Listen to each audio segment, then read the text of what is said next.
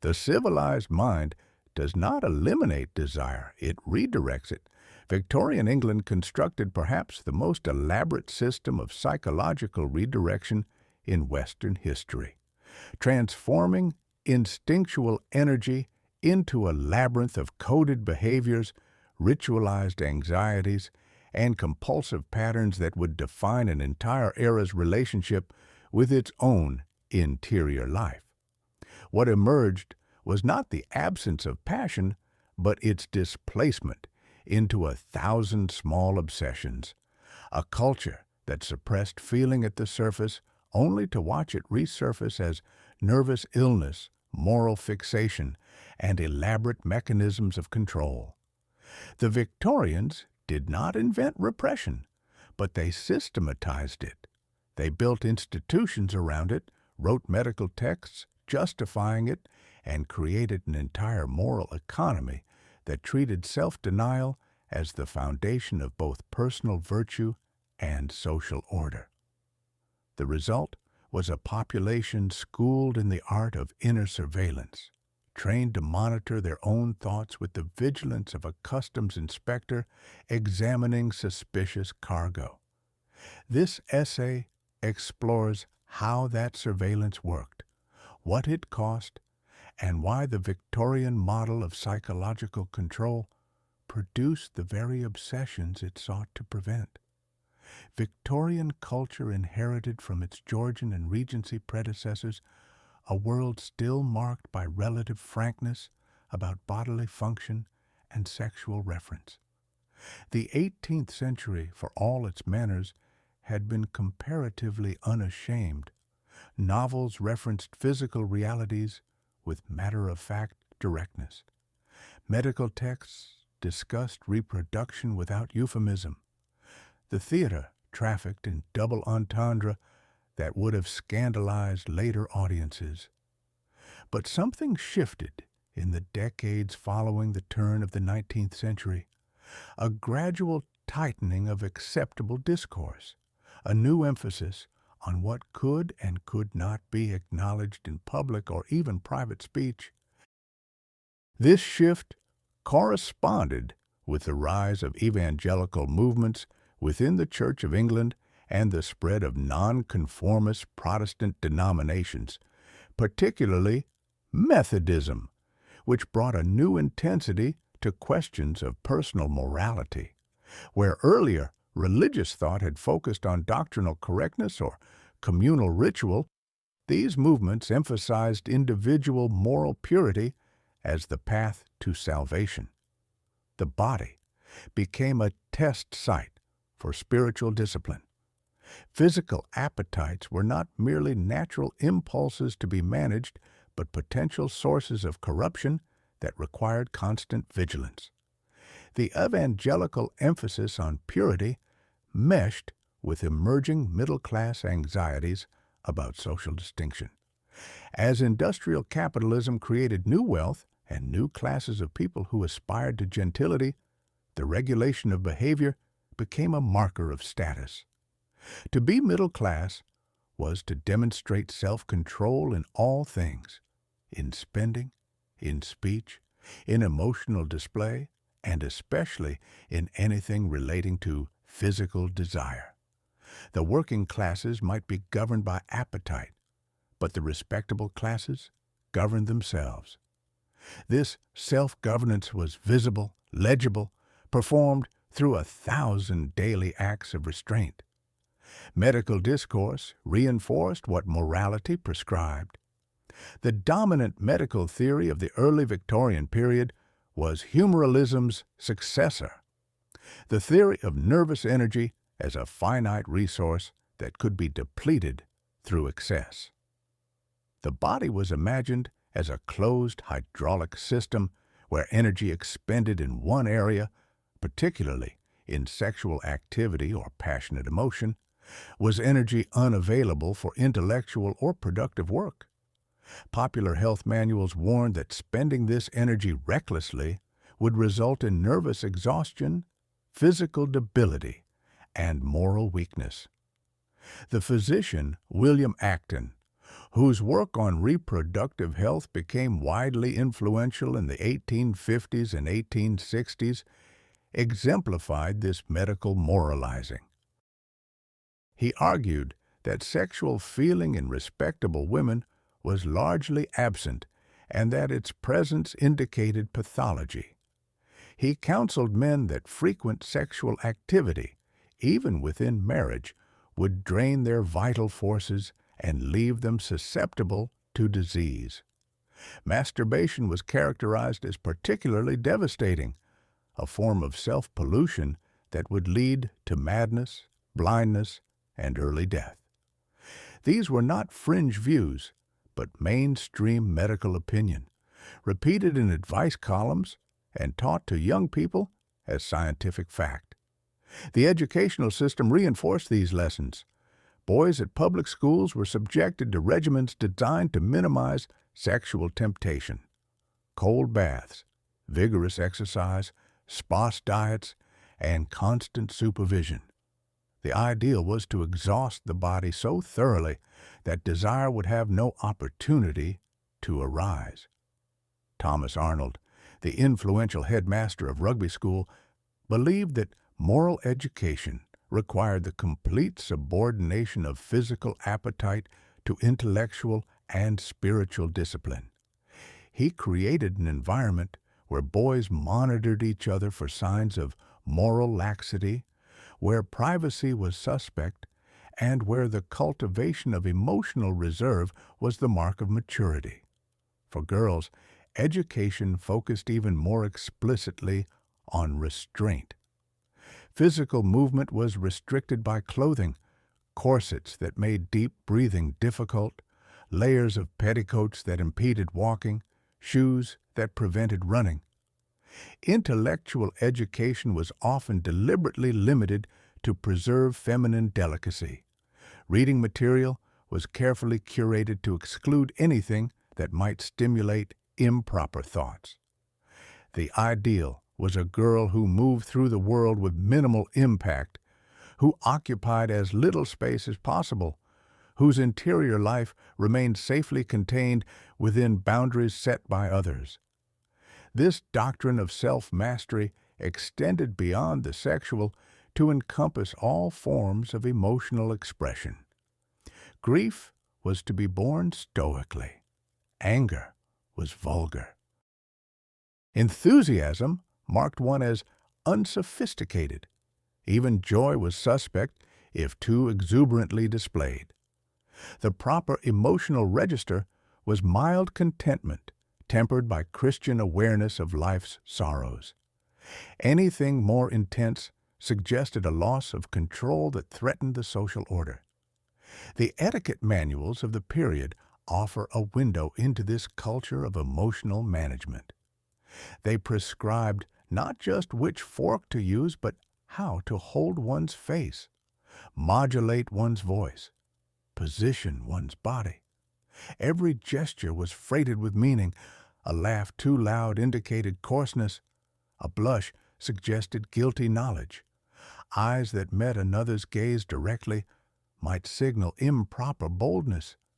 The body was a text that others could read, and every involuntary signal risked revealing something shameful about one's interior state. This created a paradox at the heart of Victorian social life. The more one attempted to control involuntary responses, the more attention one paid to them, and thus the more acute they became. The person determined not to blush thought constantly about blushing and thereby triggered the physiological response they sought to prevent. The young man, trying not to think about sexual matters, found those thoughts intruding with greater frequency precisely because he had designated them as forbidden. Repression, rather than eliminating unwanted feelings, made them more psychologically salient. The geography of acceptable feeling Victorian culture did not eliminate emotion. It created an elaborate geography that determined where and how feelings could be expressed. Certain spaces permitted certain intensities, Religious feeling could be expressed with fervor in church, but not in the drawing room. Romantic love was acceptable in poetry, but not in physical demonstration. Grief had its prescribed period and ritual forms. To mourn too long suggested morbidity, but to recover too quickly indicated callousness. The home became the primary theater for this emotional management. The Victorian domestic sphere was idealized as a refuge from the competitive brutality of the marketplace, a space where authentic feeling could emerge, protected from public scrutiny. Yet the home was also a carefully regulated environment with its own hierarchies and prohibitions. The division of domestic space reflected the division of acceptable feeling: the drawing room for restrained sociability, the study for intellectual work, the bedroom as the site of private life that must never be referenced in public. Within the home, women were assigned the role of emotional managers. They were expected to create an atmosphere of calm that would soothe male nerves frayed by the demands of business. They absorbed family tensions, mediated conflicts, and maintained the appearance of harmony even when domestic life was miserable.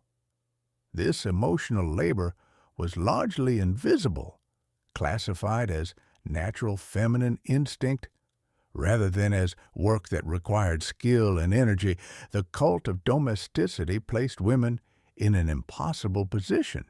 They were simultaneously elevated as moral guardians and restricted from any real authority. Their supposed spiritual superiority justified excluding them from public life while burdening them with responsibility for the moral character of everyone under their care. If a husband or son went astray, it reflected a failure of feminine influence. If they succeeded, it was because of masculine virtue. Women were held accountable for outcomes they had limited power to shape. This gendered division of emotional labor created distinct patterns of psychological strain. For men, the demand to appear always rational, always controlled, always unaffected by feeling led to a kind of emotional atrophy. The capacity for tenderness or vulnerability had to be suppressed so thoroughly that many men lost access to those parts of themselves entirely. The ideal Victorian gentleman moved through life in a state of affective numbness, responding to joy and sorrow with the same measured equilibrium. For women, the psychological burden was different but equally severe, required to be always emotionally available to others while never making demands of their own. Many women experienced a kind of self-erasure. Their feelings existed only as responses to others' needs. Any desire that could not be categorized as maternal or wifely had no legitimate space for expression. The result was a population of women who experienced their own wants as shameful intrusions, to be suppressed as quickly as they arose. Children occupied their own peculiar position in this emotional geography. The Romantic period had celebrated childhood innocence, but Victorian culture transformed that celebration into anxiety. If children were innately pure, then any sign of sexual knowledge or curiosity represented a dangerous corruption that must be immediately corrected. Children were simultaneously idealized and subjected to harsh discipline designed to break their will before they could develop autonomous desires. Parenting manuals advise mothers to begin training infants from birth, establishing feeding schedules that would teach them to subordinate appetite to external regulation.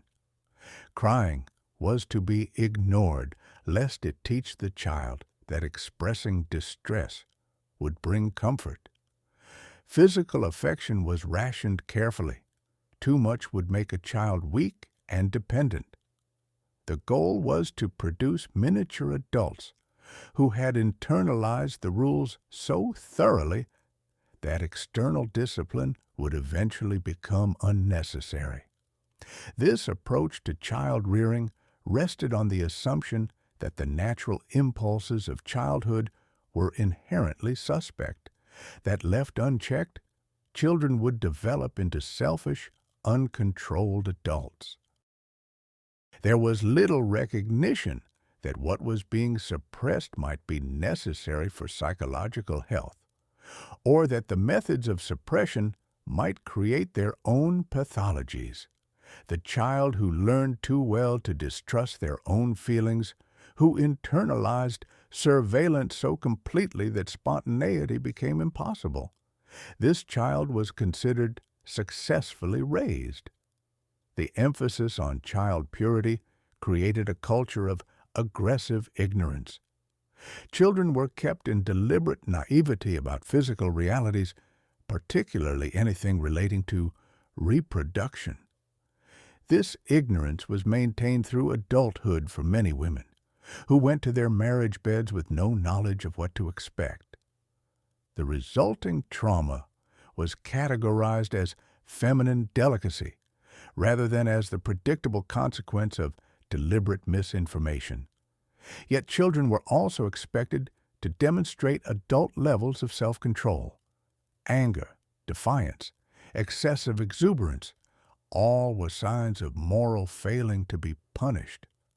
The Victorian child learned early that their interior life was under constant assessment, that thoughts and feelings might be as culpable as actions. This internalized monitoring created a population of adults who experienced their own minds as dangerous territory requiring constant policing.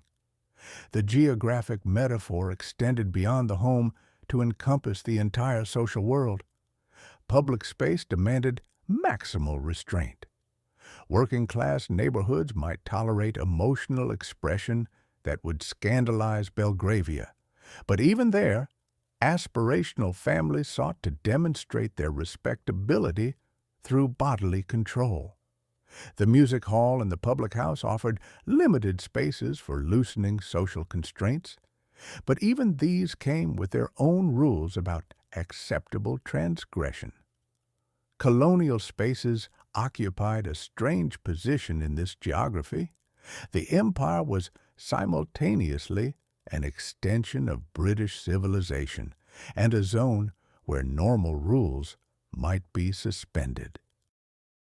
British men overseas often behaved in ways they would never permit themselves in England, justifying their actions through racist theories that positioned colonized peoples as closer to nature, and thus subject to different moral standards. The psychological compartmentalization required to maintain these double standards created its own set of tensions, a colonial neurosis that has only recently begun to receive serious historical analysis. The bodily problem. The Victorian relationship with the physical body was marked by profound ambivalence. The body was both the temple of the soul and the source of temptation, both the instrument through which one acted in the world and a constant threat to rational control. This tension produced an elaborate system of bodily management that touched every aspect of daily life. Clothing served as the most visible expression of this management. Victorian dress was architectural, designed to reshape the body according to moral ideals. The corset, that most emblematic of Victorian garments, did not merely shape the torso. It restricted breathing, limited movement, and made certain physical positions impossible. Women learned to move within these constraints, developing a characteristic posture and gait that signaled both status and virtue. The moral significance attributed to corsetry went beyond simple aesthetics. A properly corseted body demonstrated self-discipline and social awareness. The inability or unwillingness to wear a corset marked a woman as either too poor to maintain respectability or too rebellious to care about social judgment. Medical authorities debated the health effects, some warning of organ damage and reproductive harm, others insisting that the properly trained body required external support. But beneath these medical debates lay moral assumptions about the need to contain and control the female form. Men's clothing imposed its own restrictions. The Victorian gentleman was encased in layers of structured wool regardless of weather, frock coat, waistcoat, high collar that made turning the head difficult. The clothing was deliberately uncomfortable, a constant physical reminder of the need for self-control. The man who loosened his collar or removed his coat in public signaled a dangerous relaxation of standards. Physical comfort was subordinate to social propriety. These clothing practices reflected deeper anxieties about the boundary between self and world.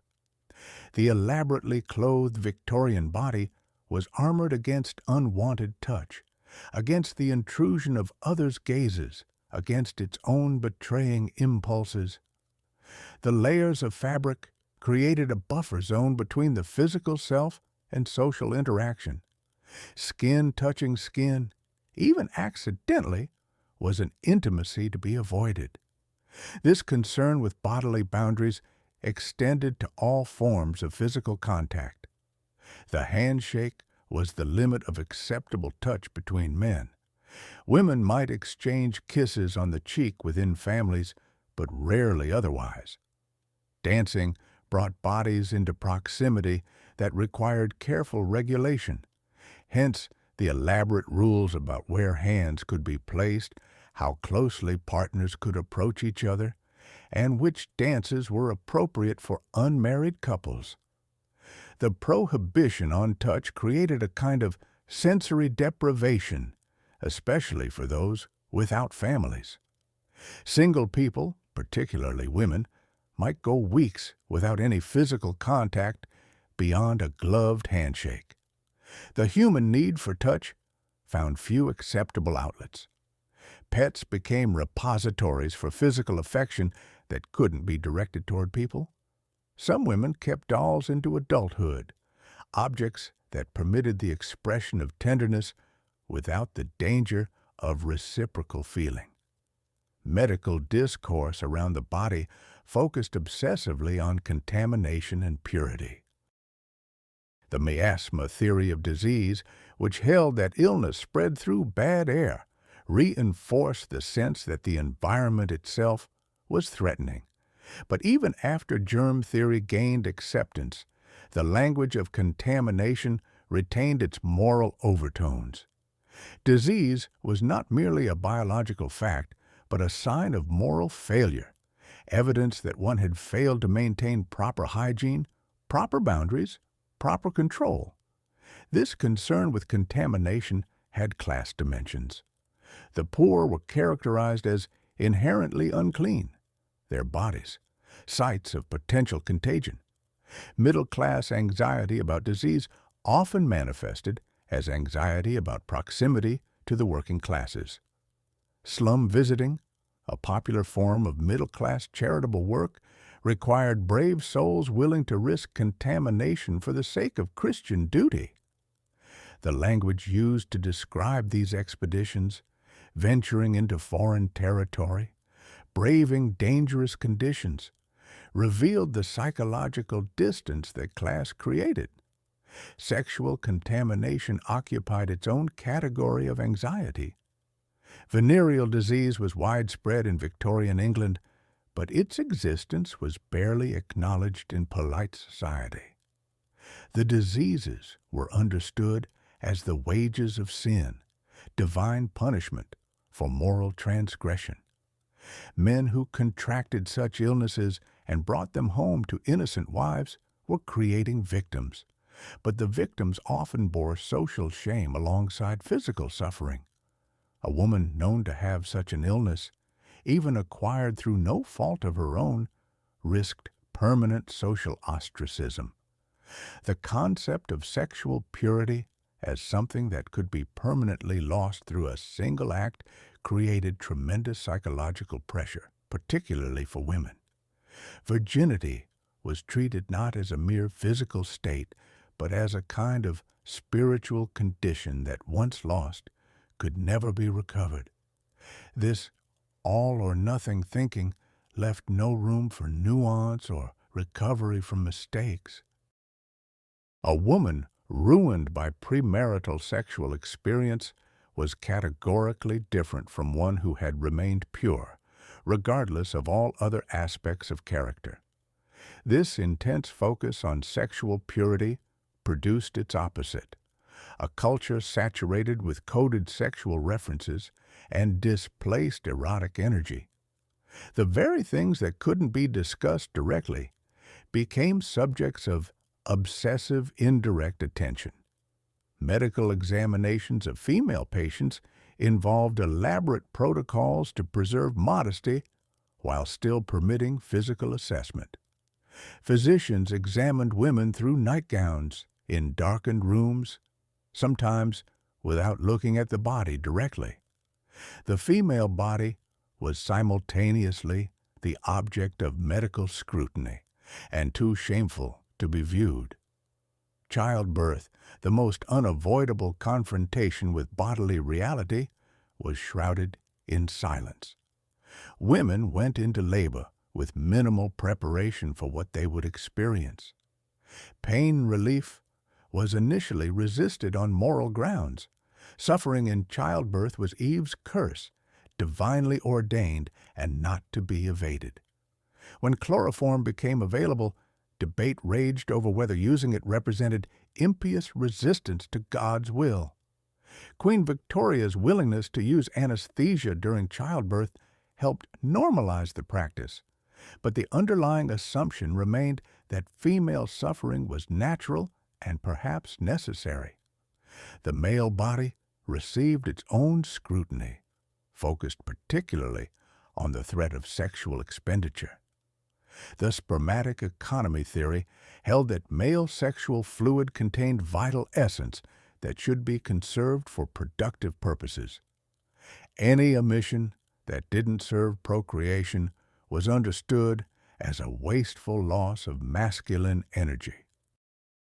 This theory, presented as medical fact, generated profound anxiety about nocturnal emissions, which suggested that the body might betray its owner even during sleep. The prescribed solution was an intensification of bodily control, avoiding stimulating foods, sleeping in hard beds, keeping hands visible during sleep, minimizing warm baths. The person who could not control their body during unconsciousness had to create conditions that would minimize the opportunity for unconscious transgression. The result was hypervigilance that extended into sleep itself, a monitoring that could never fully cease. The nervous economy Victorian medical theory conceived of the nervous system as a finite reservoir of energy that required careful management. This framework, inherited from earlier vitalist theories, but given new elaboration by Victorian physicians, positioned all forms of stimulation, intellectual, emotional, physical, as drawing from the same limited supply. The person who expended nervous energy in one domain would find themselves depleted in others. This zero-sum model of human capacity shaped everything from work patterns to intimate relationships. The concept of neurasthenia, or nervous exhaustion, emerged as the characteristic illness of the age. First described systematically by the American physician George Beard in 1869, but quickly adopted by British medical authorities, neurasthenia was understood as the consequence of modern life's excessive demands on the nervous system. The pace of industrial society, the density of urban living, the complexity of professional work, all allegedly overtaxed human neurology in ways unprecedented in history. Symptoms of neurasthenia were varied and often vague: fatigue, headaches, insomnia, digestive troubles, anxiety, inability to concentrate, and a generalized sense of debility. Crucially, neurasthenia was considered a disease of the refined and educated classes.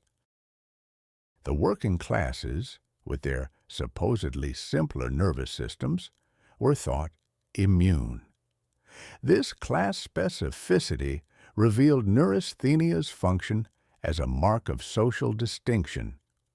To suffer from nervous exhaustion was to demonstrate that one's constitution was too delicate for rough labor, that one belonged among those whose work was mental rather than physical. For women, nervousness became almost expected. Female neurasthenia was so common that some physicians considered moderate nervous symptoms normal for women, particularly during adolescence and the years surrounding menopause. The theory held that women's reproductive systems drew so heavily on their nervous energy that little remained for other activities. This framework provided medical justification for excluding women from higher education and professional work. Their nervous systems simply could not bear the strain.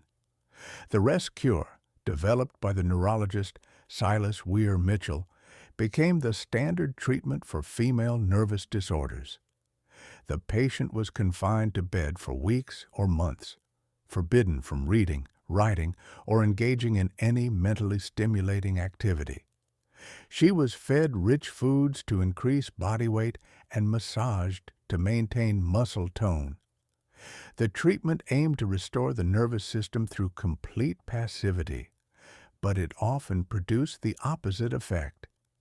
Women subjected to enforced idleness reported intensification of their symptoms, the development of new anxieties, and sometimes complete mental breakdown.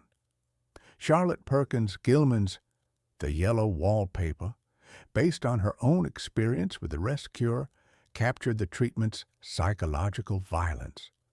The enforced passivity didn't quiet her nervous system. It created conditions for obsessive rumination and hallucinatory experience. With no external outlet for mental energy, that energy turned inward, generating elaborate fantasy structures and paranoid interpretations of ambiguous stimuli. The cure produced the very madness it purported to prevent. Male neurasthenia was understood differently. Where female nervous illness was attributed to reproductive function, male cases were typically blamed on overwork or sexual excess. The cure for men often involved the opposite of the rest cure: vigorous physical activity, outdoor life. Sometimes travel to climates considered more stimulating than England's dampness. The gender difference reflected assumptions about fundamental constitutional differences.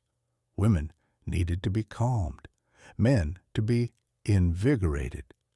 The concept of nervous energy as finite and depletable created a culture of psychological accounting. People monitored their daily expenditure of nervous force with the attention of bookkeepers tracking expenses. Did that social call deplete more reserves than it restored? Would attending the lecture leave enough energy for the work waiting at home? This constant calculation made rest itself effortful, the anxious tracking of whether one was resting effectively. Sexual activity became the most neurologically expensive item in this ledger.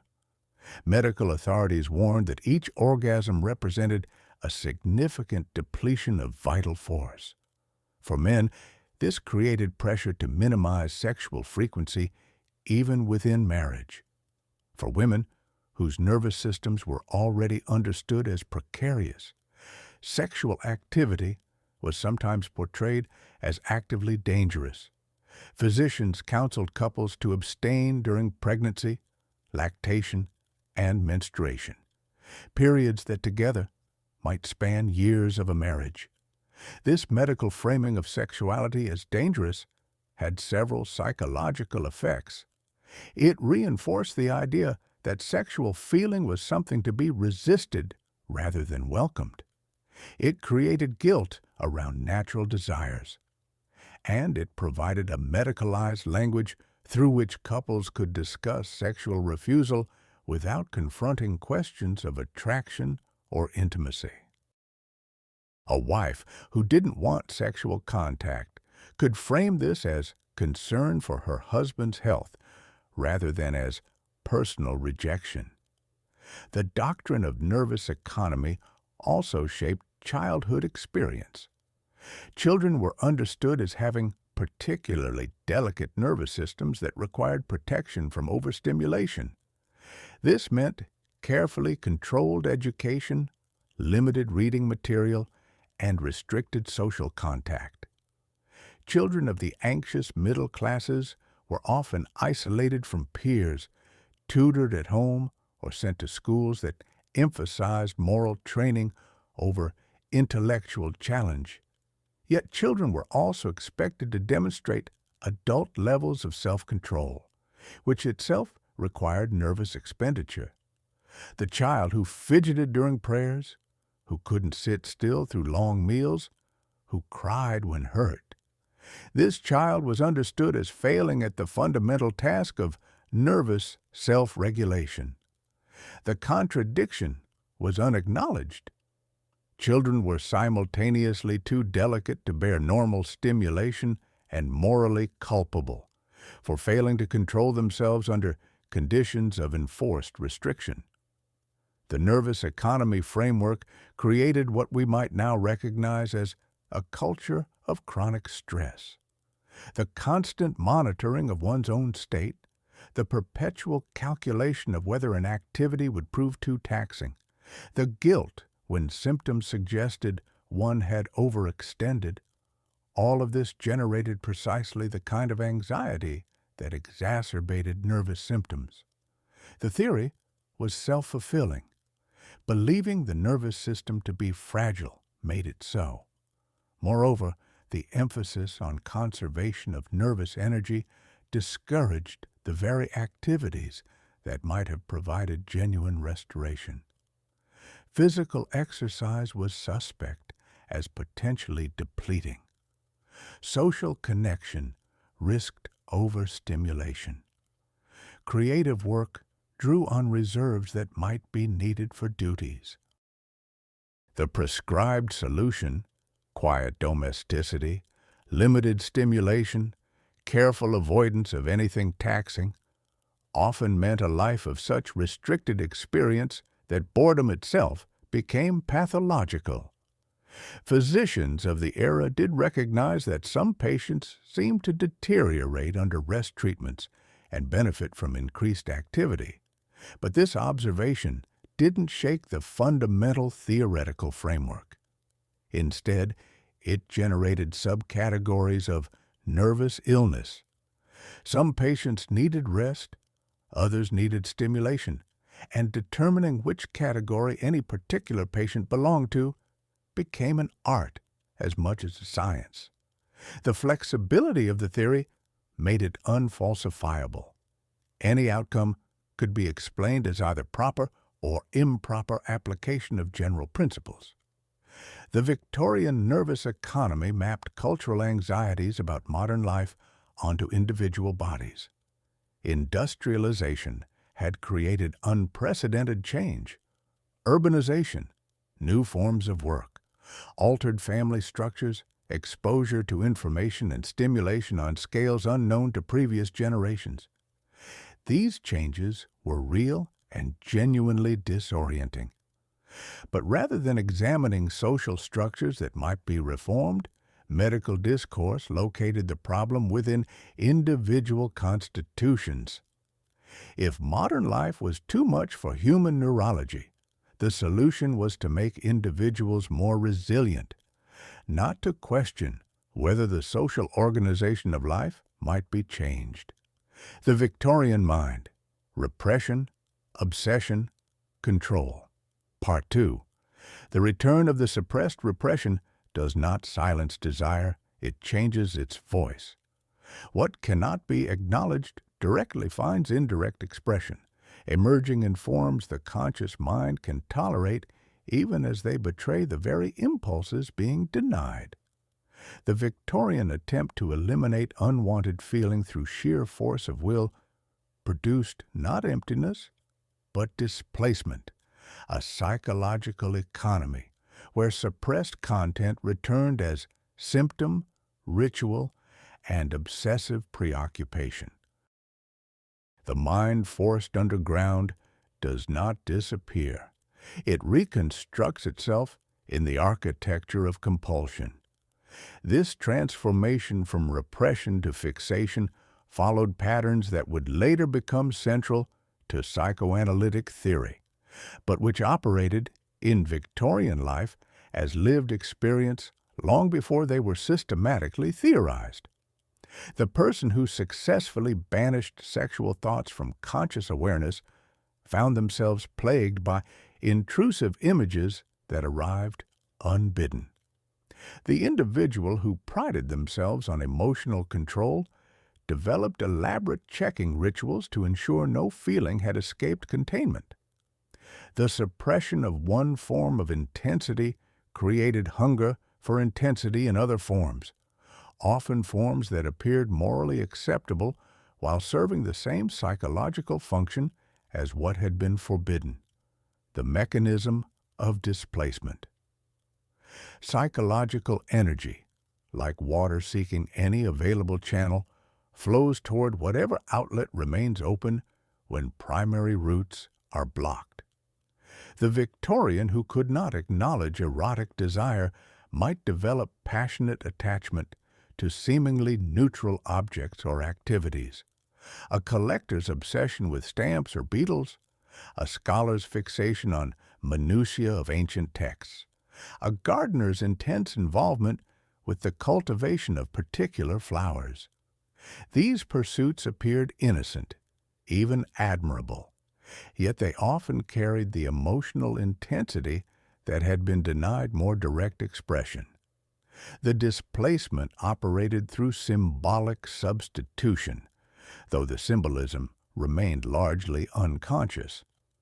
The collector who arranged and rearranged their specimens with painstaking care, who experienced a frisson of excitement at acquiring a new piece, who derived satisfaction from contemplating their possessions in private, this person had found a socially sanctioned outlet for impulses that would have been shameful in their original form. The objects themselves mattered less than the relationship to them, the sense of possession and control they permitted. This is not to suggest that all Victorian collecting or scholarship was merely sublimated sexuality. Such reductionism misses the genuine intellectual passion and aesthetic appreciation that motivated much 19th century work. But the intensity with which some individuals pursued these activities, the anxiety generated when their collections were threatened, the jealous guarding of their possessions against others' touch, these responses indicated emotional investment that exceeded what the objects themselves could justify. Consider the Victorian gentleman's study, that sanctum where a man could retreat from domestic demands and social obligations. The room often resembled a cabinet of curiosities, walls lined with carefully organized specimens, shelves of precisely arranged books, drawers containing categorized collections of everything from minerals to correspondence. The organization itself became a form of mastery. In a world where so much remained beyond individual control, here was a domain of perfect order, where everything had its place and stayed there. The time spent in such spaces often had a ritual quality. The collector would remove items from their storage, examine them, perhaps make notations in a catalog, then return them to their designated positions. The sequence of actions became important in itself, not merely as means to an end, but as a practice that required exact repetition. Any deviation from the established pattern generated discomfort, a sense that something was wrong that could only be corrected by starting over and performing the ritual correctly. This ritualization reveals one of displacement's key features. The transferred activity takes on characteristics of the original impulse even as it disguises that impulse. Sexual behavior has its own ritualistic elements, particular sequences of action, specific forms of touch, the importance of context and timing. When sexual expression is prohibited, these structural features migrate to substitute activities. The ritual of examining one's collection becomes psychologically similar to prohibited acts while remaining consciously acceptable. The same pattern appears in Victorian religious practice. Faith itself was genuine for many believers, but the form that faith took sometimes revealed the influence of displaced desire. The intensity with which some individuals pursued religious observance, the scrupulosity with which they examined their own souls for signs of sin, the pleasure derived from self-denial. These could represent authentic spiritual experience, but they could also serve as channels for energy that had nowhere else to go. Certain forms of religious practice explicitly eroticize the relationship with the divine. Mystical texts described union with God in language borrowed from romantic and sexual love. Devotional poetry addressed Christ with the intensity of a lover's appeal. Saints' visions often included elements of physical sensation, ecstatic transport, penetrating wounds, burning hearts. These traditions predated the Victorian period, but they found particular resonance in a culture that had so thoroughly restricted secular outlets for passionate feeling. The religious enthusiasm of some young women, particularly unmarried women, sometimes had overtly sensual dimensions that everyone pretended not to notice. A girl might speak of her love for Christ with flushed cheeks and quickened breath, might weep during prayers with an intensity that recalled other forms of physical release. Her family would interpret this as evidence of special piety, rather than recognizing it as displaced erotic energy, finding the only expression permitted to her. Men's religious obsession took different forms, but served similar functions. The minister who preached hellfire with barely contained fury, who described sinners' torments with vivid detail, who worked himself into states of near physical collapse during long sermons. This man had found a sanctioned outlet for intensity that would have been inappropriate elsewhere.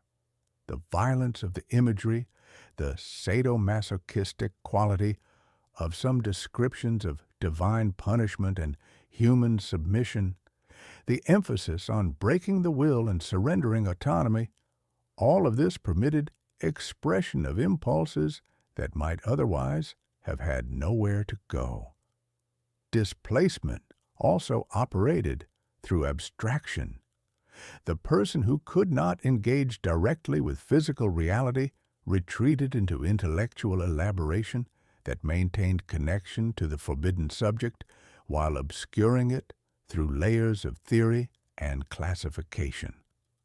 Victorian medical texts on sexual matters often achieved remarkable levels of abstract discussion that managed to avoid directly naming what they described. The language became baroque, circular, perpetually approaching its subject without quite arriving. This pattern of elaborate circumlocution appeared throughout Victorian discourse.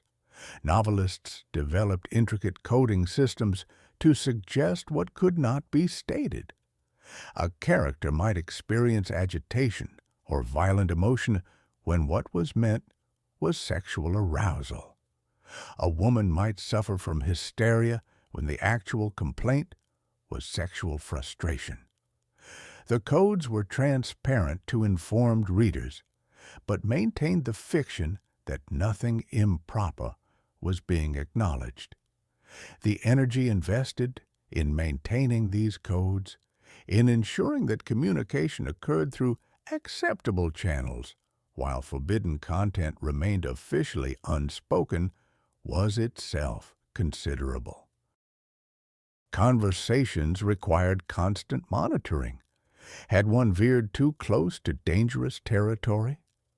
Did that phrase permit an interpretation that would be scandalous if made explicit? The mental effort of simultaneous expression and concealment created a state of perpetual low-level tension. The genesis of compulsion. When repression reaches sufficient intensity, it generates its opposite, obsessive preoccupation with the very thing being suppressed. The thought one is determined not to think becomes the thought one cannot stop thinking. This paradox lies at the heart of compulsive experience. The attempt to eliminate something from consciousness makes it psychologically central. The mechanism operates through what later psychology would call the white bear problem. Tell someone not to think of a white bear, and that image will intrude repeatedly, precisely because mental resources are being devoted to monitoring for and suppressing it. The instruction creates the conditions for its own violation. Victorian culture, with its elaborate prohibitions and constant injunctions to mental purity, created ideal conditions for this dynamic to operate on a mass scale. Intrusive thoughts became a recognized problem, though not under that name. Individuals reported unwanted mental content that arrived against their will. Blasphemous thoughts during prayer, sexual images during inappropriate moments, violent impulses toward those they loved. The very qualities that made thoughts intrusive, their unwanted nature, their resistance to conscious control, generated shame and anxiety. If one's own mind could not be trusted, what did that say about one's moral character? The standard response to intrusive thoughts was to attempt to suppress them more forcefully, which, of course, intensified the problem. The person experiencing an unwanted sexual thought would try to forcibly replace it with something pure, but the effort of suppression kept the forbidden content psychologically active. The thought had to be held in mind, at least minimally, in order to be pushed away. The result was a kind of mental sparring where the unwanted thought and the effort to eliminate it were locked in perpetual combat, with neither achieving victory. Some individuals developed elaborate mental rituals to neutralize intrusive thoughts. A blasphemous thought during prayer might require saying a specific number of prayers to undo its effect. A sexual image might require thinking of something pure for a prescribed duration. These rituals had the structure of magical thinking, the belief that mental acts could undo other mental acts, but they emerged from a culture that already treated thoughts as morally equivalent to deeds. The equation of thought and action was fundamental to Victorian moral psychology. Jesus' teaching that looking at a woman with lust constituted adultery in the heart was taken with absolute literalism. If thinking about a sin was equivalent to committing it, then the mind became a dangerous space where one could violate moral law without any external action. This framework made mental control as important as behavioral control, perhaps more so since thoughts were private and might escape others' notice even as they condemned the thinker. This produced hypervigilance about one's own mental content. The properly moral person monitored their thoughts continuously, alert for anything impure that might require immediate suppression or confession. The internal monologue became doubled. There was the stream of thoughts arising spontaneously, and then there was the observer watching those thoughts, evaluating them, ready to intervene if something unacceptable appeared. The observer function itself could become obsessive. Some individuals reported spending hours examining whether a particular thought had been sinful, parsing their own mental content for evidence of moral failure. Had that fleeting image been deliberately entertained or merely an involuntary mental event? If one noticed the image with a small sense of pleasure before recognizing it as wrong, did that count as sin? The questions could proliferate endlessly because the criteria for answering them were subjective and the stakes were infinite. This scrupulosity was particularly common in evangelical circles where moral perfectionism was preached as achievable through divine grace. The believer was expected to achieve complete purity of heart, which meant not merely avoiding sinful actions, but eliminating sinful thoughts entirely.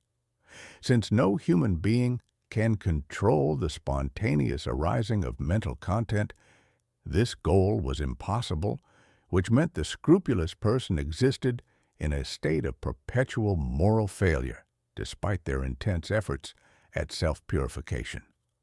The psychological toll of this perpetual self-examination was severe.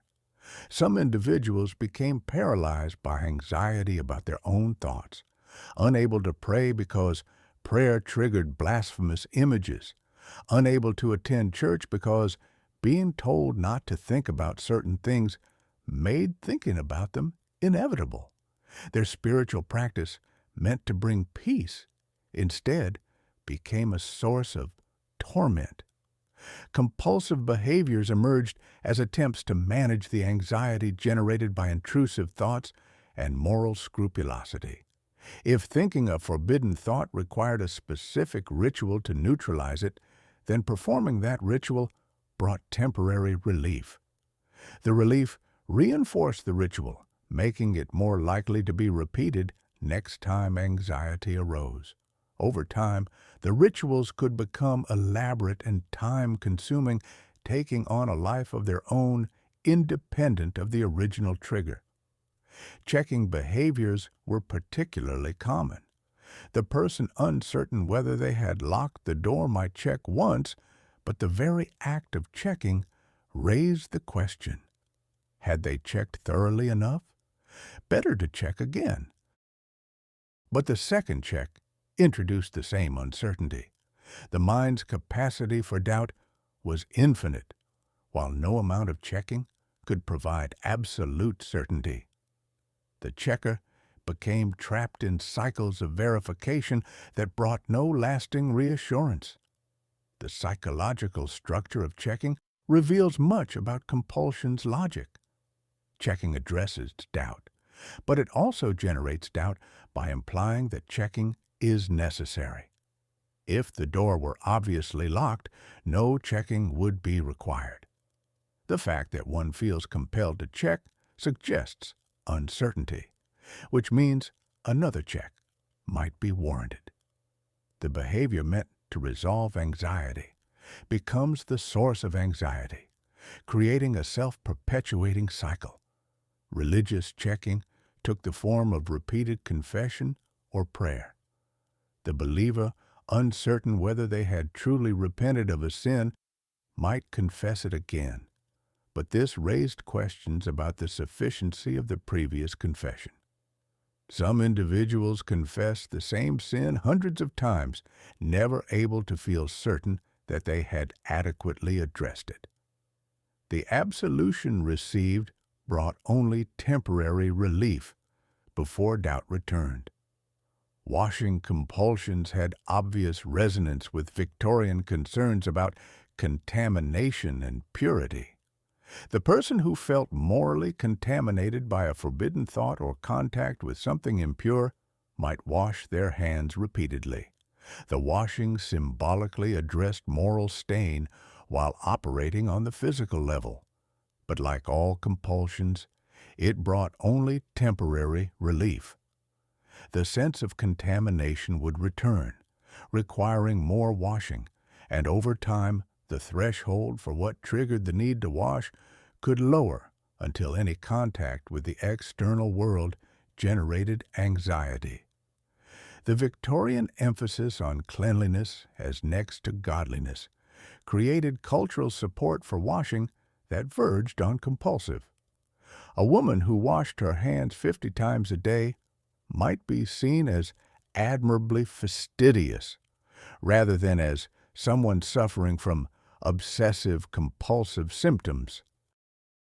The behavior could continue unrecognized as pathological, because it appeared to exemplify cultural values taken to their logical conclusion. Forbidden desire and its transformations. Sexual desire posed the most profound challenge to Victorian self-control because it was simultaneously undeniable and impermissible. The body insisted on feelings that culture declared shameful. This created conditions for elaborate psychological gymnastics as individuals attempted to preserve their sense of moral purity while accommodating desires that would not be fully eliminated. One strategy was the creation of compartments. The same person could hold contradictory beliefs or engage in contradictory behaviors without experiencing cognitive dissonance, because the contradictions were kept psychologically separate. The man who preached sexual purity on Sunday might visit a prostitute on Tuesday, but he experienced these as belonging to different domains of life that need not be reconciled. The compartments remained sealed until some crisis forced recognition of their coexistence. This compartmentalization was easier to maintain in a society that already divided life into public and private spheres with different rules for each. What happened in private, provided it remained truly private, could be held separate from one's public identity. The Victorian gentleman's public persona, restrained, proper, morally upright, could coexist with private behaviors that flagrantly violated the values he publicly espoused, because the two domains were understood as fundamentally distinct. The prevalence of prostitution in Victorian London and other cities reflected this compartmentalization. Estimates suggest that thousands of women worked as prostitutes in London alone, serving a clientele that included men from all social classes. The trade was sufficiently common that guidebooks existed to direct interested parties.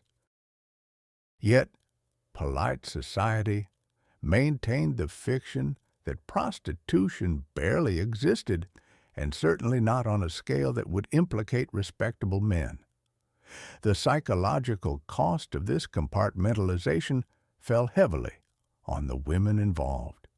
Many prostitutes were working-class women with few other economic options, but some were middle-class women who had been ruined by premarital sexual experience and found themselves unmarriageable.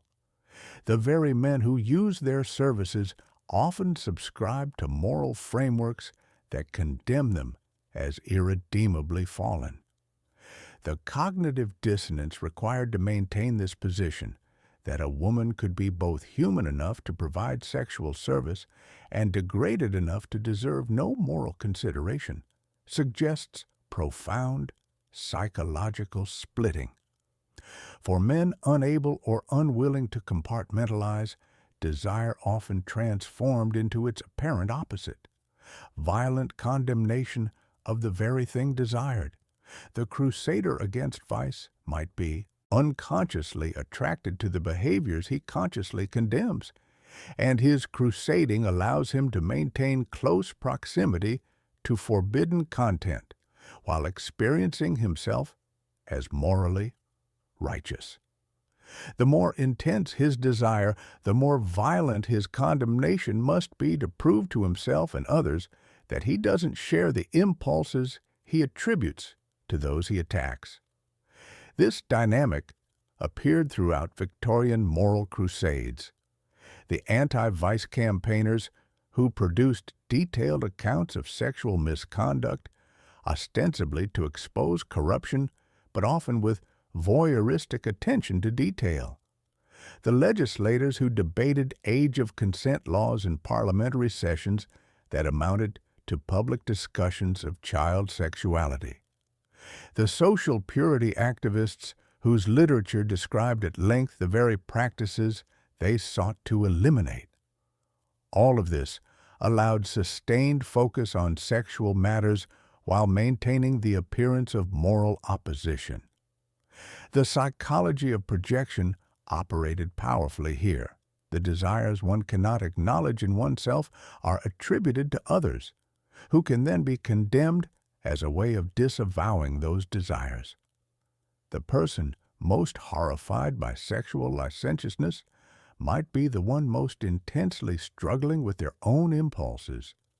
The horror serves a defensive function, proving through emotional intensity that one does not harbor the very feelings being so vehemently rejected. This mechanism appeared at both individual and social levels. Victorian culture projected onto various outgroups, working-class women, racial others, colonized peoples, the sexual license that middle-class culture denied itself. These groups were characterized as unable to control their appetites, as closer to nature, as lacking the moral development that would permit them self-restraint. This characterization simultaneously justified social domination and allowed vicarious participation in imagined libertinism. The colonial imagination was saturated with sexual projection. British literature and journalism describing colonized peoples often focused intensely on their supposed sexual practices, presented as evidence of their primitive nature. The level of detail devoted to these descriptions far exceeded what would have been acceptable in discussing British sexuality. The colonies became a space where the British imagination could explore forbidden territory under the guise of anthropological observation or moral condemnation. Women colonized by this imagination suffered under combined race and gender oppression. They were simultaneously exoticized as sexually available and condemned for the very sexuality attributed to them. The British man, who would have been horrified by sexual contact with a British woman of his own class, might feel entitled to sexual access to colonized women, justifying this through racist theories about their fundamental difference from European women. Closer to home, same-sex desire presented challenges that Victorian culture managed through a combination of denial and coded recognition. Intense same-sex friendships were culturally acceptable, even celebrated, particularly between women.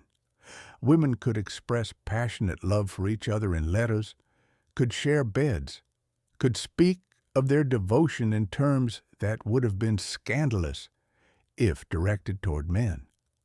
As long as this remained at the level of romantic friendship without explicit sexual component, it could be incorporated into the category of pure female affection. Whether these relationships included sexual contact often remains unknowable. The participants themselves might not have clearly distinguished romantic friendship from erotic involvement, particularly if they lacked framework for understanding same-sex desire.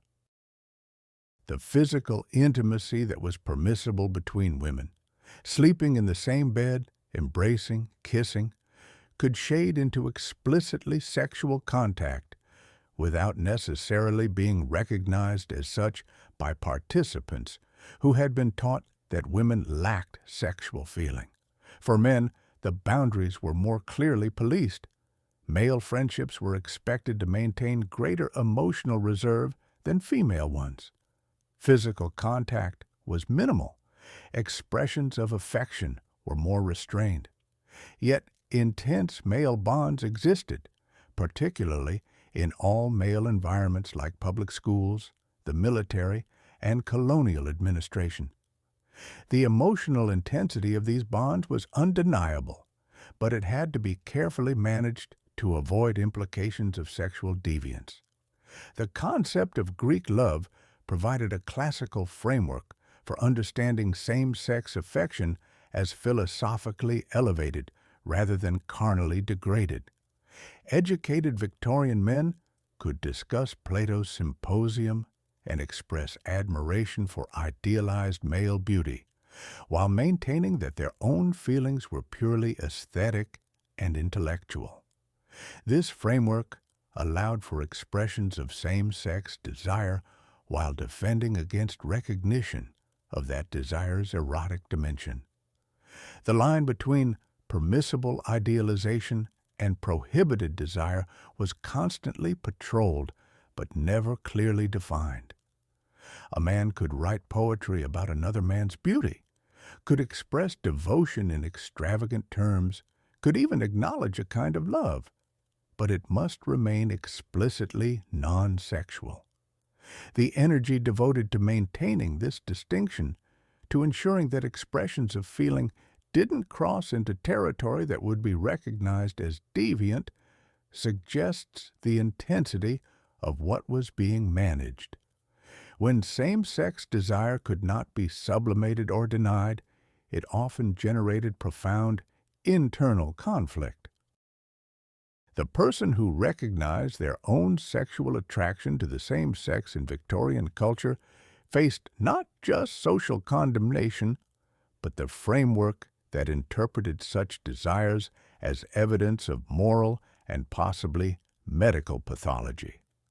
The internalization of this framework meant that self-recognition brought shame, anxiety, and often desperate attempts at self-cure. Some sought medical treatment for what they experienced as illness. Physicians offered various interventions, none effective, some actively harmful.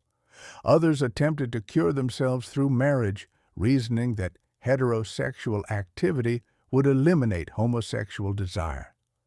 This strategy typically failed, leaving both partners trapped in marriages that couldn't satisfy either one's needs. The wife who discovered her husband's sexual indifference or his involvement with other men faced her own crisis. Was she inadequate, or was something wrong with him? The internal experience of forbidden desire, whether same-sex or otherwise deviant from Victorian norms, often involved a sense of watching oneself from outside, of being divided between the self that desired and the self that judged that desire as shameful. This internal division created chronic psychological tension. One could never fully relax into feeling because feeling had to be continuously monitored and assessed for appropriateness. The structure of fixation. Obsessive fixation differs from ordinary interest through its quality of compulsion and its resistance to satisfaction. The person with a genuine interest in a subject can engage with it and then turn their attention elsewhere. The person with obsessive fixation returns to their object of focus repeatedly, unable to achieve lasting satisfaction, driven by anxiety rather than pleasure. Victorian culture created ideal conditions for fixation by prohibiting direct engagement with important subjects while making those subjects psychologically central. Sex was simultaneously the thing one must not think about and the thing that structured major life decisions: whom to marry, when, under what circumstances. The prohibition on thought didn't eliminate the topic's importance. It ensured that thinking about it remained fraught with anxiety. This created what might be called anxious preoccupation. The young person approaching marriage had to think about sexual matters. Reproduction was marriage's explicit purpose, but couldn't think about them in explicitly sexual terms. The thinking had to occur through euphemism and indirection, which paradoxically required more mental energy than direct consideration would have. One had to simultaneously engage with and avoid the subject, creating cognitive load that left little room for other concerns. Fixation often attached to objects that could symbolically represent forbidden interests while remaining consciously innocent. The young man who collected photographs of female dancers or actresses told himself his interest was aesthetic appreciation of the art form. The photographs were technically non-pornographic, often showing women in theatrical costumes rather than nude. But the intensity of his collecting, the frequency with which he examined his collection, the emotional investment in acquiring particular images, all of this suggested that aesthetic appreciation was not the whole story. These collections served similar psychological functions to pornography while maintaining plausible deniability. The collector could defend his interest as artistic or cultural if challenged, while privately using the images for purposes that would be harder to defend. The ambiguity was essential. Images that were explicitly pornographic would have been too threatening to possess, while images that had no sexual resonance would have held no interest. The tension between the two generated the fixation. Women's fixations often took different forms, shaped by different prohibitions. A young woman might develop intense attachment to a particular teacher or older friend, a relationship that remained officially mentorship or friendship, but carried emotional intensity that exceeded those categories. The language available to describe such feelings, admiration, gratitude, affection, couldn't fully capture their quality, but more accurate language would have been dangerous. These passionate friendships could become obsessive. The woman might think about her beloved constantly, might engineer opportunities to be near her, might experience jealousy when the beloved paid attention to others. If these feelings had been directed toward a man and recognized as romantic love, they would have had clear social meaning and potential resolution through marriage. But between women, they existed in ambiguous territory where their intensity couldn't be fully acknowledged or pursued to conventional conclusion. The frustration of these attachments, relationships that were too intense to be mere friendship but couldn't become anything more, often contributed to the nervous illnesses Victorian women experienced. The emotional energy bound up in unexpressed and inexpressible feeling had to go somewhere. It emerged as physical symptoms, as vague dissatisfactions, as the sense that life was somehow incomplete even when it contained everything a woman was supposed to want. Religious fixation provided another channel for intensity that couldn't be expressed elsewhere. A person might become obsessively concerned with particular theological questions, might spend hours in prayer or biblical study, might structure their entire life around religious observance. This could represent genuine faith, but it could also function as displacement, a way to experience passionate feeling toward an object, God, that was not only permissible, but praiseworthy. The person whose fixation took religious form might not recognize it as such. They experienced themselves as spiritually devoted, and perhaps they were. But the quality of their devotion, its obsessive character, its resistance to satisfaction, the anxiety it generated, suggested psychological patterns similar to those appearing in secular fixations. The content differed, but the structure remained recognizable. Fixation on purity itself became common, particularly among women. The person preoccupied with maintaining their moral cleanliness might develop elaborate systems to avoid contamination. They avoided certain people, places, or subjects deemed impure. They monitored their own thoughts continuously for anything that might constitute moral stain. They sought repeated reassurance that they remained pure, reassurance that could never fully satisfy because purity was defined negatively as the absence of contamination, which meant it could never be positively confirmed. This fixation on purity often intensified around the question of sexual innocence. The young woman approaching marriage might be simultaneously ignorant about sexual matters and obsessively concerned with remaining pure. The ignorance and the obsession reinforced each other.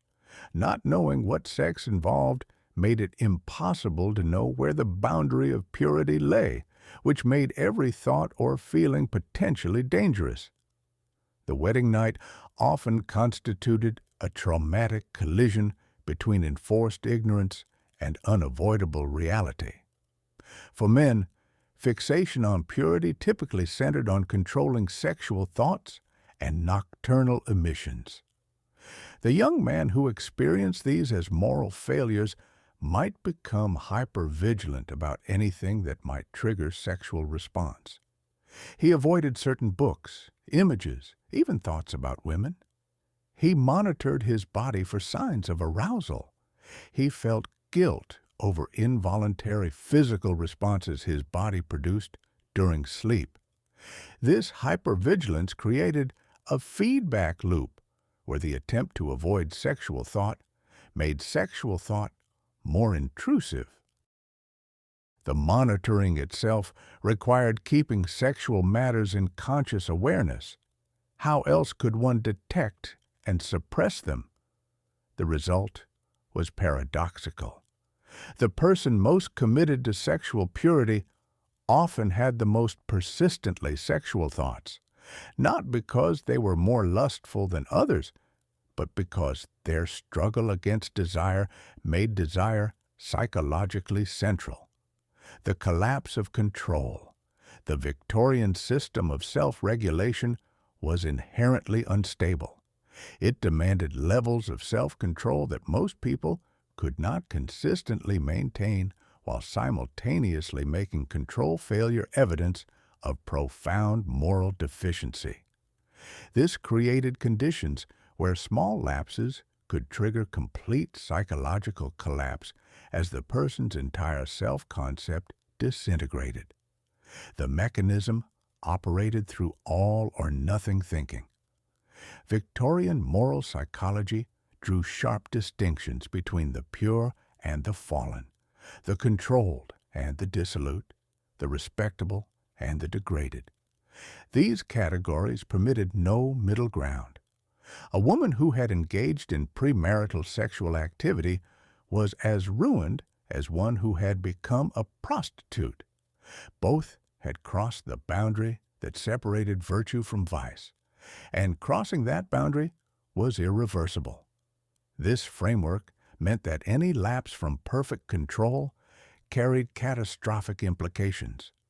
The person who had maintained rigid self-discipline for years might experience a moment of weakness, a forbidden thought entertained rather than immediately suppressed, a physical impulse acted upon, a rule violated. In another framework, this might be understood as a normal human failure requiring only that one return to one's principles. But in Victorian moral psychology, it represented evidence that one's entire self-concept had been illusory. If I am the kind of person who could do that, the logic ran, then what else am I capable of? The single violation became evidence of fundamental corruption that had merely been hidden, not absent. The years of successful self-control were reinterpreted as self-deception. The person discovered that they were not who they thought they were, and this discovery could precipitate complete breakdown. Some individuals responded to this crisis by abandoning control entirely. If they were already fallen, then further violations mattered less. This produced the pattern Victorian moralists most feared. The person who had been rigidly controlled became wildly dissolute once control broke. But the pattern was not evidence of inherent depravity finally revealing itself. It was the logical consequence of a system that made no provision for partial failure or recovery from mistakes. Others responded with intensified efforts at control, attempting to prove through even more rigid discipline that the lapse had been an aberration. This often meant imposing punishing restrictions on themselves, fasting, sleep deprivation, painful penances. The self-punishment served multiple functions. It provided visible evidence of remorse, it distracted from the psychological pain of self-condemnation through physical pain, and it attempted to restore the sense of control through demonstrating that one could still force the body to submit to will. But intensified control in the wake of perceived failure often led to another collapse. The restrictions were unsustainable, which meant another failure was likely, which confirmed the person's sense of themselves as fundamentally deficient. The cycle could repeat, with periods of rigid control alternating with episodes of complete breakdown, neither state providing lasting resolution. The nervous collapses that became increasingly common in late Victorian period often followed this pattern. The person who had maintained themselves through sheer force of will reached a point where that force could no longer be sustained. The collapse, when it came, was total. The individual became unable to perform basic functions. They could not dress themselves, could not make simple decisions, could not engage with others. The energy that had maintained the facade of control was exhausted, and nothing remained. Physicians treating these collapses typically prescribed rest, but rest could not address the underlying problem. The issue was not physical exhaustion, but psychological impossibility. The person had been attempting something that could not be sustained indefinitely, and the breakdown was the system's failure rather than the individual's. But this understanding was unavailable within Victorian medical framework, which continued to locate the problem in individual constitutional weakness rather than in the unreasonable demands the culture made.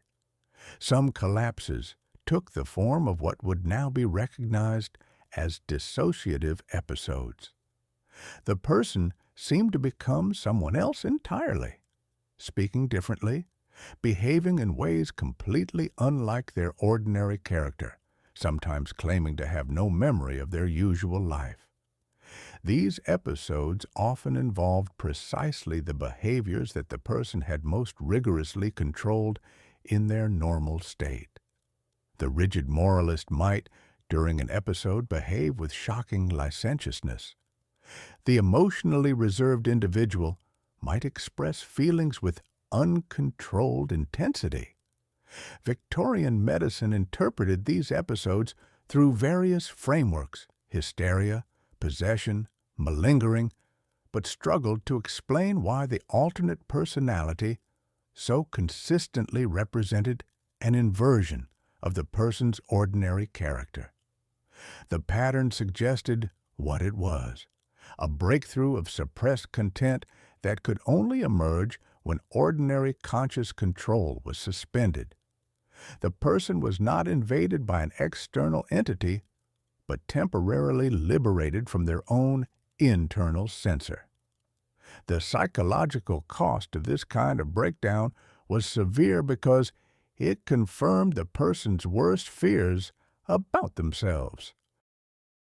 The content that emerged during dissociative episodes seemed to prove that beneath the controlled surface lurked exactly the kind of depravity they had been vigilant against, that this content had been created by the suppression itself, that the rigid control had generated the uncontrolled impulses rather than preventing them, was not recognized. Recovery from breakdown often meant simply re-establishing control and attempting to resume normal life. There was little therapeutic framework for exploring what the breakdown had revealed about the unsustainability of the person's prior approach. The goal was to return to the state before the collapse, to rebuild the same structure of control that had already proven unable to bear the weight placed upon it. Some individuals never fully recovered. They remained in states of chronic nervous illness, unable to resume normal functioning, but also unable to find a way forward that didn't require the impossible. They became invalids, dependent on others' care, their lives narrowed to the management of symptoms. For women especially, invalidism could become a kind of identity, a way of being that made sense within Victorian culture when no other role was available. The invalid was exempt from normal expectations. She could not be expected to fulfill social obligations, to appear cheerful and engaged, to subordinate her needs to others. Her illness, while limiting, also provided certain freedoms. She could refuse what healthy women could not refuse. Her symptoms gave her claims on others' attention and care. The psychological function of chronic illness in Victorian culture was complex, sometimes serving as the only available form of protest against an unbearable situation. The emergence of pattern recognition. As nervous illness became increasingly prevalent in late Victorian period, some physicians began recognizing patterns that suggested the symptoms were not random or merely physical, but followed psychological logic. The specific content of obsessions and compulsions varied between individuals, but the structures showed remarkable consistency. This recognition would eventually contribute to the development of psychoanalysis. But before systematic theory emerged, there were clinicians noticing what their patients showed them. Jean-Martin Charcot's work with hysteria at the Salpêtrière Hospital in Paris attracted international attention in the 1880s. Charcot demonstrated that hysterical symptoms, paralyses, seizures, sensory losses, followed psychological rather than anatomical patterns. A hysterical paralysis might affect the entire hand, despite the fact that no single nerve injury could produce that pattern. This suggested the symptoms reflected the patient's mental concept of their body, rather than actual neurological damage. Charcot's Tuesday demonstrations, where he presented patients to medical audiences and sometimes induced hysterical symptoms through hypnosis, became spectacles that drew observers from across Europe. Among them was a young Viennese neurologist named Sigmund Freud, who spent several months studying with Charcot in 1885 to 86. What Freud observed influenced his developing understanding of how unconscious mental content could produce physical symptoms. But Charcot's work had limitations. His use of hypnosis to both induce and remove symptoms suggested that patients were somehow manufacturing their illnesses, which undermined sympathy for their suffering. His theatrical presentations of mostly female patients for mostly male medical audiences had voyeuristic dimensions that reproduced gendered power dynamics rather than challenging them, and his explanations for why hysteria occurred remained vague. Something about hereditary predisposition and nervous weakness. Other clinicians were noticing different patterns. Pierre Janet, another French psychiatrist, observed that many nervous symptoms seemed to represent mental content that had been dissociated from normal consciousness. Traumatic experiences might be split off from ordinary memory, continuing to influence behavior without being consciously available. Janet's work anticipated what would later be developed more fully in trauma theory, but it lacked the broader explanatory framework that Freud would provide. British physicians, influenced by their observations but also by their cultural assumptions, often interpreted nervous illness in terms that reinforced Victorian gender ideology.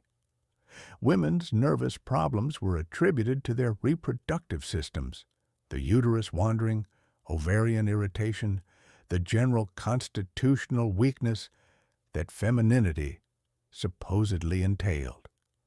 Men's nervous conditions were blamed on overwork or sexual excess, preserving the assumption that male bodies were inherently more robust than female ones. But some British physicians recognized that the content of obsessions and compulsions often related to what their culture most strongly prohibited. The blasphemous thoughts that plagued the religious, the sexual images that tormented the pure, the violent impulses toward those one loved, these followed patterns that suggested something about the relationship between cultural prohibition and psychological symptom. Henry Maudsley, an influential British psychiatrist, noted in his writings that the intensity with which people fought certain thoughts often seemed to strengthen rather than weaken those thoughts. He recognized that suppression could be counterproductive, but struggled to articulate what alternative approach might work better. His own moral framework left him recommending essentially more of the same: strengthen the will, resist temptation, establish good habits, which didn't address the fundamental problem. What these early observers lacked was a comprehensive theory of unconscious mental processes. They could see that symptoms had meaning, that they followed patterns, that they related to the content of people's lives and concerns. But without a framework for understanding how mental content could be active without being conscious, they couldn't fully explain what they were seeing. Freud's crucial insight, developed through the 1890s, was that the mind was not unitary but divided, and that mental content didn't disappear when pushed from consciousness but continued to operate outside awareness. Repressed desires didn't vanish. They were transformed, appearing in dreams, symptoms, slips of speech, and all the small irrationalities of daily life. The symptom was a compromise formation, allowing forbidden content partial expression while maintaining repression of what was most threatening. This framework made sense of patterns that had been observed but not explained. It clarified why hysterical symptoms so often involved body parts associated with forbidden desires or traumatic experiences. It explained why obsessive thoughts focused on what the person most wanted not to think about. It showed why compulsive rituals had symbolic relationships to the anxieties they ostensibly addressed. Freud's early cases, many of them drawn from Viennese society of the 1890s, showed Victorian psychological patterns in extreme form.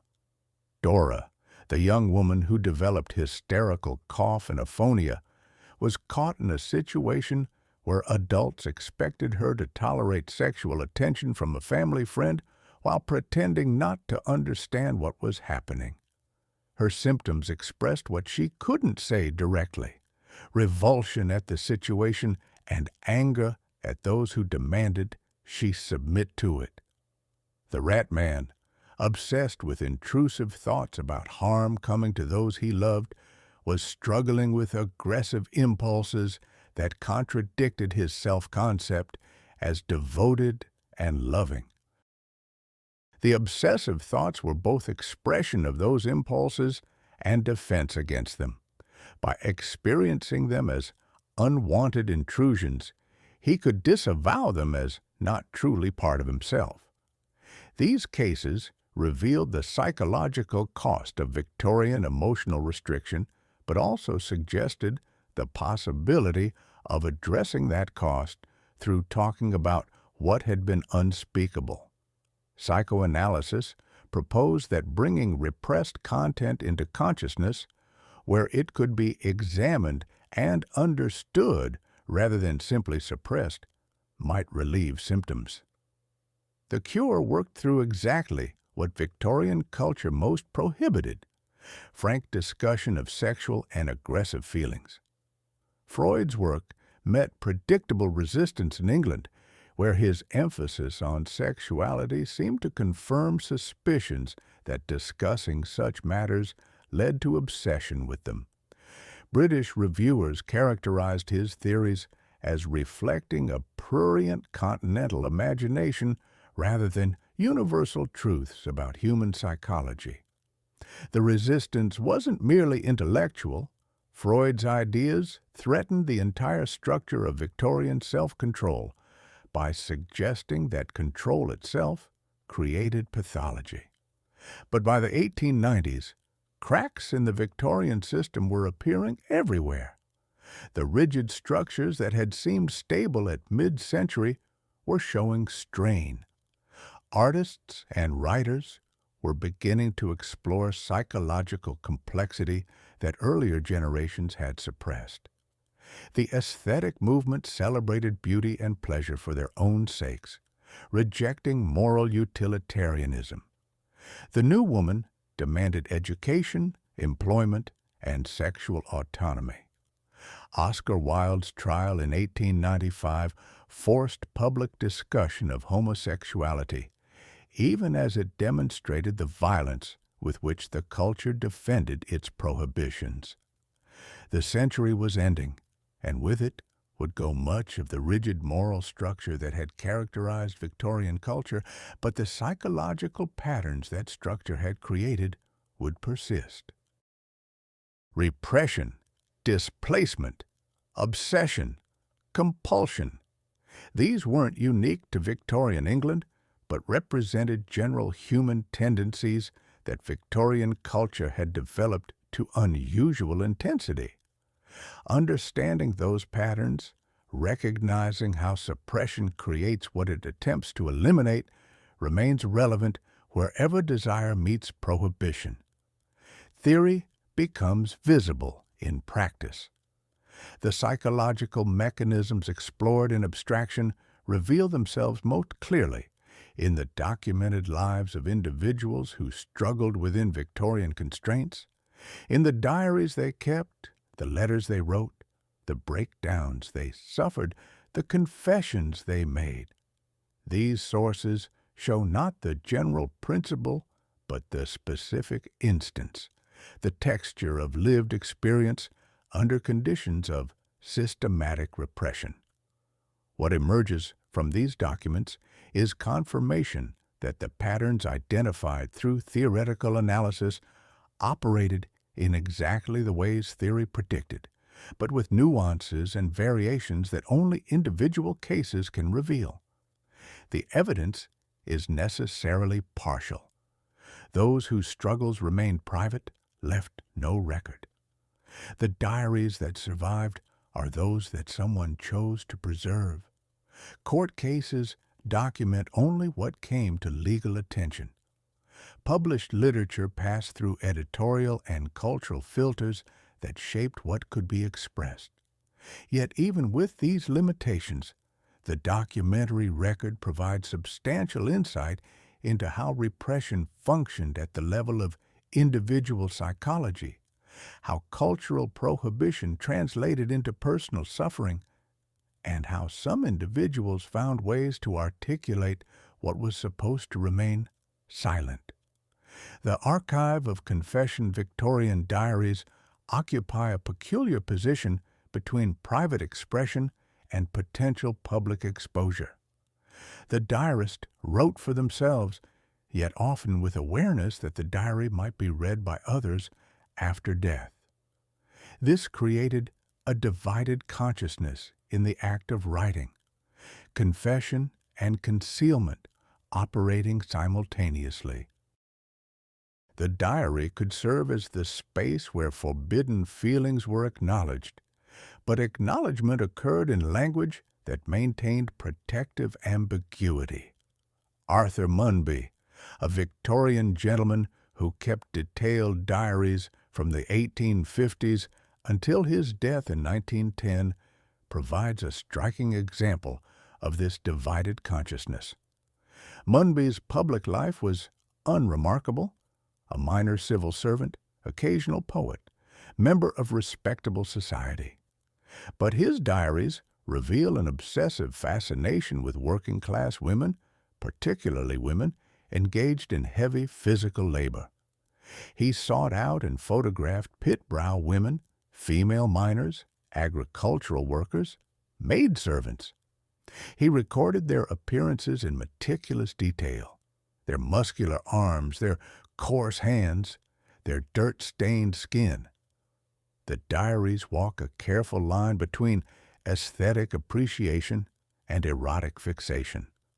Munby frames his interest as sociological observation, recording details about working conditions and women's lives. Yet the intensity of focus, the repetitive return to certain details, the sheer volume of material devoted to this subject suggests psychological investment that exceeded scholarly curiosity. He describes touching their hands to feel the calluses, comparing the strength of their grips to those of gentlemen. He notes which women were willing to be photographed and in what poses. The diaries never explicitly acknowledge sexual content, yet sexual undertones saturate the descriptions. The fascination with physical strength in women inverts conventional Victorian aesthetics, which prized delicacy and frailty. The focus on dirt and coarseness violates standards of feminine cleanliness. The interest in women who perform traditionally masculine labor suggests attraction to gender transgression. All of this remains officially non-sexual. Munby never describes sexual acts or even explicitly sexual feelings, but the diary's existence as a decades-long project devoted to this single theme reveals fixation. The paradox intensifies when we learn that Munby secretly married Hannah Colwick, a woman who had worked as a maidservant. They maintained the relationship in secret for years before marrying, and even after marriage, they lived apart and kept the marriage concealed. Hannah continued to work as a servant, sometimes in Munby's own household, where she was known only as his maidservant. The relationship incorporated elaborate role play where Hannah would blacken her face and arms to appear as a chimney sweep, or perform other degrading tasks, while Munby photographed her. Hannah's own diary, which she kept at Munby's request, provides a different perspective on the relationship. She describes the role-playing with a mixture of compliance and resistance. Sometimes she seems to enjoy pleasing him. Other times she expresses discomfort or resentment. She writes of washing Munby's feet, cleaning his boots, wearing a collar and chain at his request. The diaries show her negotiating her own feelings about these performances, at times understanding them as expressions of her devotion, at other times questioning what they mean about his feelings toward her and her own worth. The Munby-Culwick diaries reveal how private behavior could diverge radically from public presentation when the behavior satisfied psychological needs that culture prohibited. Munby could not have openly pursued his fascination with working women or married a servant without destroying his social position. The secrecy allowed him to maintain his place in respectable society, while creating a private world structured entirely by his fixation. But the psychological cost of this division appears in the diaries. The constant vigilance required to maintain theory becomes visible in practice. Psychological mechanisms we describe in abstraction reveal themselves most clearly in lived experience, in diaries, in letters, in breakdowns, in trials, in the quiet confessions people never intended for public view. The Victorian era left us an unusually rich archive of such documents, and in them we see something precise. Repression does not silence desire, it reorganizes it. Victorian culture built an elaborate architecture of self-control. Desire was to be mastered, appetite disciplined, impulse subordinated to will.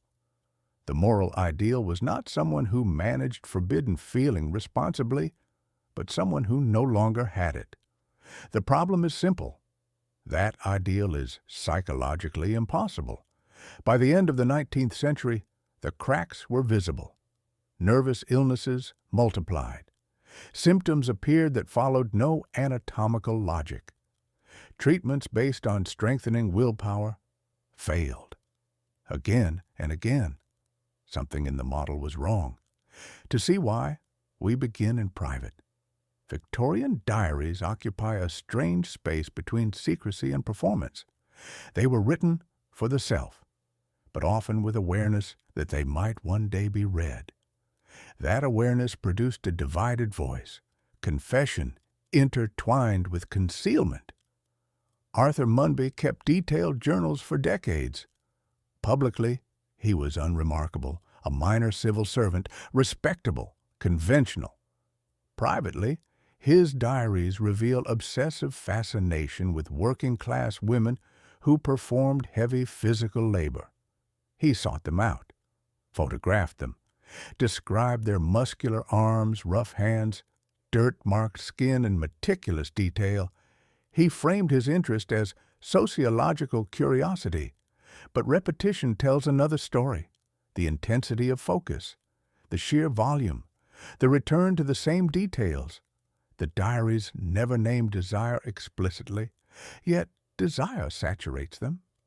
Munby secretly married Hannah Culwick, a former maidservant. The marriage was concealed. They often lived apart. Their relationship involved elaborate role play. Hannah would blacken her skin, wear a chain, perform acts of submission while Munby photographed her. Hannah kept a diary as well. Her entries reveal negotiation, compliance mixed with resistance, affection intertwined with performance. Together, their writings show a psychological split. Public respectability on one side, a private world structured around fixation on the other. The secrecy required vigilance, and vigilance consumes energy. Anne Lister presents a different configuration, A wealthy landowner, she kept extensive diaries, portions written in code, algebra, Greek letters, personal symbols. The cipher allowed her to record her romantic and sexual relationships with women in explicit detail. Lister did not describe herself as diseased. She did not write in shame. She experienced jealousy, desire for commitment, frustration when lovers married men.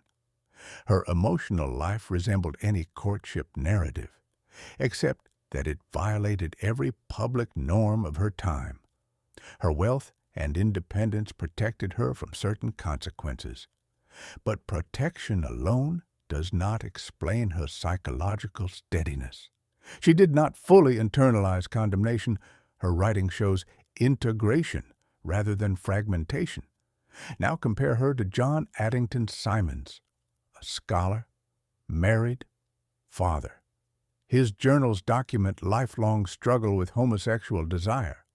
Unlike Lister, Symonds experienced himself as divided. He read medical texts that classified his desire as degeneracy. He read classical literature that celebrated same-sex love. Intellectually, he could argue that his feelings were not immoral. Emotionally, he remained burdened by shame. He compartmentalized his life. Public work, family obligations, private encounters, but these compartments leaked. Guilt intruded. Anxiety about exposure persisted. Intellectual clarity did not dissolve internalized condemnation. This pattern appears repeatedly in Victorian records. Education allowed critique of moral codes, but emotional formation occurred earlier, deeper. The result was a split between what one could think and what one could feel. Literature absorbed this tension. Victorian novels developed intricate methods of encoding what could not be directly stated. The sharper the repression, the subtler the signal. In Villette, the narrator Lucy Snow insists on her own emotional restraint. Yet the narrative vibrates with intensity. Her attention to Madame Beck carries the structure of romantic focus without overt declaration. The novel performs repression formally. Gaps, silences, evasions. Meaning resides in what cannot be fully spoken. In Jane Eyre, Bertha Mason, the madwoman in the attic, embodies uncontrolled passion. She represents everything that must be destroyed before Jane can marry respectably. Bertha dies. Rochester is maimed. Only then can union occur. Desire is permitted only after punishment neutralizes its threat. Thomas Hardy pushed further. In Tess of the D'Urbervilles, he called his heroine a pure woman despite sexual violation and unmarried motherhood. The subtitle alone challenged moral assumptions. Critics reacted violently. The threat was not depiction of transgression. It was sympathy for it. In Jude the Obscure, Hardy questioned whether conventional marriage was the only legitimate structure for intimacy. The backlash was severe enough that he abandoned novel writing altogether. Poetry allowed even more displacement. In Goblin Market, Christina Rossetti used fairy tale to stage erotic temptation and redemption. In Memoriam, Tennyson mourned Arthur Hallam with unmistakable intensity. Because the attachment was framed as friendship, it passed. Victorian literature both enforced and undermined the norms it outwardly upheld. Readers learned to decode. A culture of indirect recognition formed. When secrecy failed, the courtroom made repression public. The Cleveland Street scandal exposed a male brothel serving aristocratic clients. Authorities faced a dilemma. Full prosecution required explicit discussion of acts polite society refused to name. The solution was selective enforcement. Working-class men were punished. Aristocratic clients quietly departed. Language in trial transcripts reveals the strain, gross indecency, euphemism substituted for description. Everyone understood. No one spoke plainly. Oscar Wilde's trial intensified the spectacle. Evidence of his relationships with young men rendered defense impossible within prevailing frameworks. Wilde attempted to elevate his relationships into aesthetic idealism. The prosecution reduced them to sordid detail. The verdict signaled cultural resolve. Sexual norms would be defended through humiliation and imprisonment if necessary, but the severity also produced unease. Wilde became both warning and martyr. Across these cases, disparity stands out. Class-shaped consequence, gender-shaped ruin. The law punished unevenly while claiming moral consistency. Some figures did not face court. They faced collapse. John Ruskin's marriage to Effie Gray was annulled after 6 unconsummated years. He idealized feminine beauty in art. Yet physical intimacy provoked revulsion. He developed obsessive attachments to young girls who remained emotionally distant. His desire required distance to survive. When confronted with embodied reality, it faltered. Later in life, he experienced delusions and paranoia. His mental breakdowns coincided with romantic rejection and bereavement. The defensive structure fractured. Gerard Manley Hopkins offers a quieter example. A Jesuit priest, he experienced intense aesthetic ecstasy in response to nature. His vows demanded celibacy. Passion had to be translated into religious devotion. His journals reveal cycles of confession and resolution. Thoughts condemned, promises made, thoughts returning. The pattern resembles scrupulosity, moral vigilance intensifying the very preoccupation it seeks to eliminate. These cases converge on a single principle. Suppression does not eradicate impulse. It redirects it into obsession, into symptom, into coded expression, into breakdown. Victorian moral psychology assumed that willpower could master desire. The more disciplined the mind, the safer the soul. But patients with formidable willpower developed persistent symptoms. The effort to exclude unwanted thoughts often magnified them. The more one monitors the mind for forbidden content, the more central that content becomes. Attempting not to think about something requires thinking about it continuously. Repression binds energy rather than dissolving it. This impasse prepared the ground for a new model. Psychoanalysis proposed that what is repressed does not vanish. It continues to operate outside conscious awareness.